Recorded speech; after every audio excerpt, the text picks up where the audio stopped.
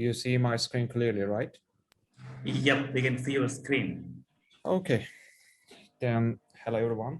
Thanks for having me. My name is Orcun and I'm a member of faculty of computer science chain of software technology department at TU Dresden from Germany. Today, I would like to talk about role-based embedded domain-specific language for collaborative multi-agent systems through blockchain technology. I want to start with introduction phase. So what's my motivation? Sorry. My motivation is basically to implement a domain-specific language that covers roles, contracts, and agents, prevents malicious code and malicious host from the external parties. And that's why I'm using blockchain technology. Then I will be talking about what's going on in this technology, and provide natural encryption and decryption in terms of agent-oriented communication. When two agents communicate each other, and how can we provide encryption and decryption is one of my research question, I can say. Separating business logic and application logic from agent-oriented application, and native integration between agent roles and contracts. So agents, roles, and contracts, what are those terms? I would like to show this figure. Multi-agent systems, role-oriented programming, and distributed ledger technology. We have three different area and technologies. Multi-agent systems and role-oriented programming have been evolved such a long time, for maybe 30 years. Multi-agent systems and role-oriented programming fragmented research that were not continuous research, but basically they are talking about how can we cooperate two agents with a role feature, because in a programming language, object can behave as a role. An object can have a role, like a doctor role, like a lawyer role. So that means we can have multiple states. Role-oriented programming basically says, can we represent the states of the information as roles? So what is distributed ledger technology? Blockchain technology is one of the subset of distributed ledger technology. Distributed ledger technology focused on more likely a consensus algorithm. How it's about the distributed system, how a data set, or how multiple parties or participants can come into a consensus. That's the question of distributed ledger technology. And my research focus is going to be the intersection of these three areas. Problem definition. What is the problem of these different stages, different areas, actually? Lack of adaptation between roles, compartments, and agents. Compartments is a more developed version of advanced version of roles. Is something like, can we hold multiple roles in a one single compartment? This invented by TU Dresden researchers. And second problem definition is lack of connection between agent orientation and blockchain world. There is no research. There are some similar research for small part. There's no invented language, embedded specific language, or any other tool for minimum viable product. That's why I focused on this research. Lack of representation in terms of role-based multi-agent systems in the decentralized architecture. Even if we have role-based multi-agent systems, they actually focused on design, analysis, and implementation phase, but there is no network and research in multi-agent system. But my purpose is not pursue on a networking research, but try to show it's possible to combine all these areas in a decentralized environment. So my main research questions, can a domain-specific language that comprises main feature of agent communication languages, agent frameworks, and smart contract language be created? Can we combine all those areas? Can the development of multi-agent systems be improved from analysis to deployment by using a domain-specific programming language that combines roles, goals, and compartments? This is the question created by my department, because the compartment and roles is one of our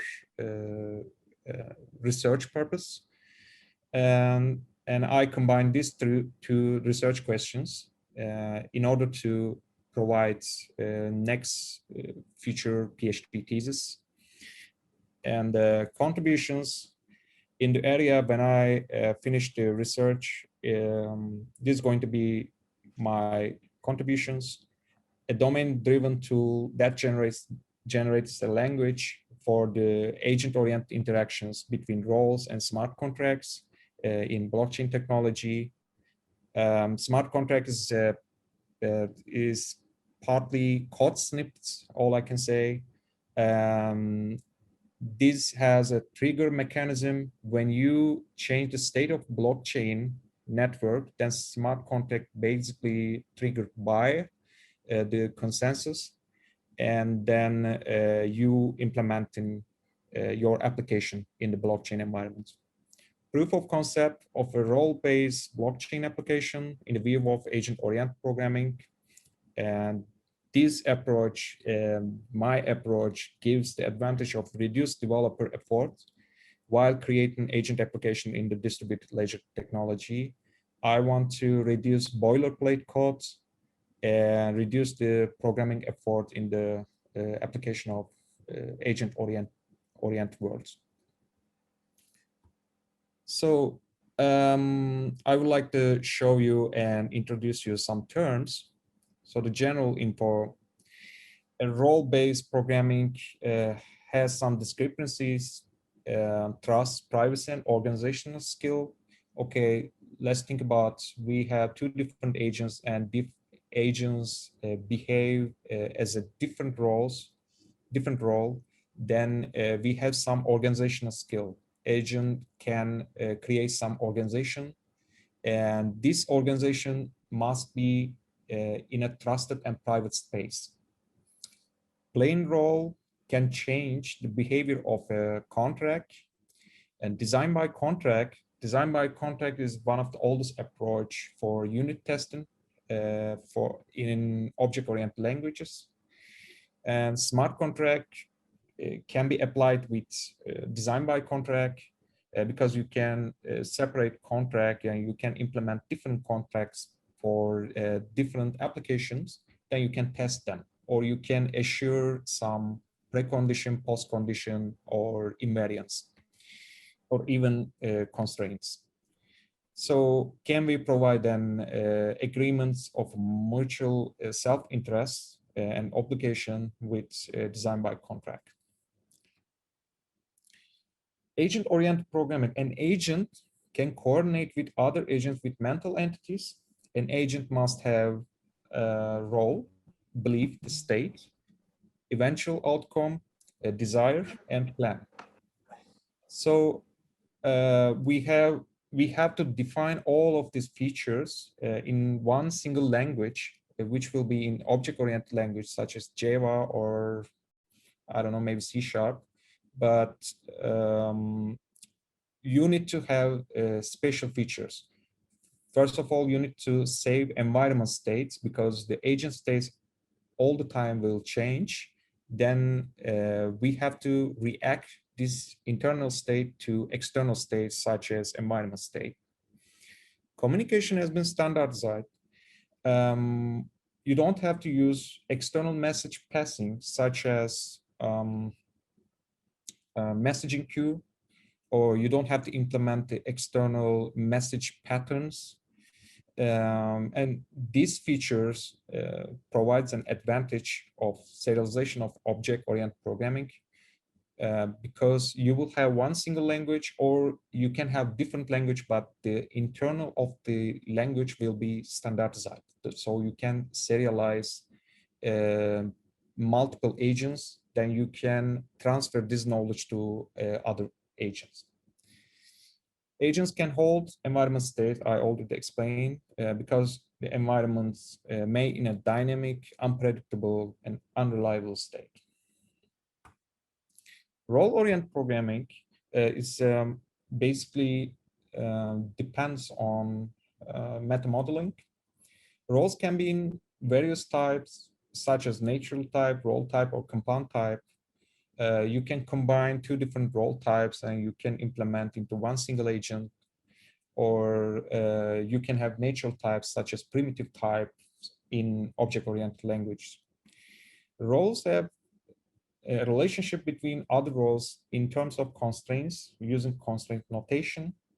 You can type this embedded specific language, embedded domain specific language as a meta modeling language, such as unified model notation, unified model language, or object constraint language, and you can implement some constraints. Constraints are how many state of the object could be connected to other object or dependency, you can say. Roles capture context-dependent behaviors in the agent-oriented worlds. If you are in a specific context, then you have to implement those roles according to this context. Context could be like if you are programming an application of agent-oriented, if you have an agent application in supply chain management, for instance, then you have to assign some roles into agents. That will be the context. Supply chain could be your context, and you can reconfigure again and again. So the smart contracts is one of the main features of stateful blockchain technology. It's just basically a piece of code that's triggered by a blockchain consensus, can hold state, and smart contract attributes and properties can provide privacy and trust because we can provide zero knowledge proof. No one can see internal data. That's the basic explanation. And the distributed stack, we have some distributed technologies from down the, and we have several layers on this stack. We have token-based transactions. A smart contract is an application, is something like user interface of the distributed ledger technology. And we can provide all of the features with blockchain, networking, compute, smart contract, and user interface. At the end, privacy and trust can be provided because we will hash all the data sets in a basically the blockchain database. A multi-agent system stack, we have interaction protocols, communication languages, FIPA or KQML, and we have some parameters which I have explained before, and organizations, roles, all the main feature, but we are communicating between these stacks with IO interactions, not like a token-based transaction. So the blockchain internal, a blockchain basically provides some features. You can, blockchain must be deterministic. When you transfer blockchain from one environment to other one, for instance, from one VM to other VM, when you run the application, the state must be deterministic. You don't have to add any external configuration. You don't have to add anything. Then you need to get the same output which has been occurred before. But we have to connect from external worlds. Then we are implementing some contract, as you can see here, blockchain virtual machine, contract 1 and contract 2, and a memory pool. We have a memory pool, and then we are creating some block, and most of the people, I think you heard proof of work. That's the proof of work. You are creating blocks when you compute something, when you made a transaction, or when you made an operation in your object-oriented language.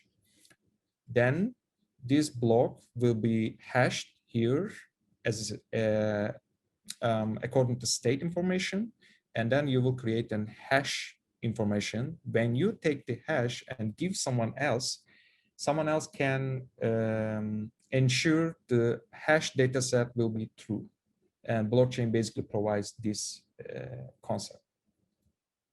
So the proposed solution, an agent internal, my plan is to implement an agent solution and create a bunch of agents like here. And we have to react according to environments, because environment is unpredictable.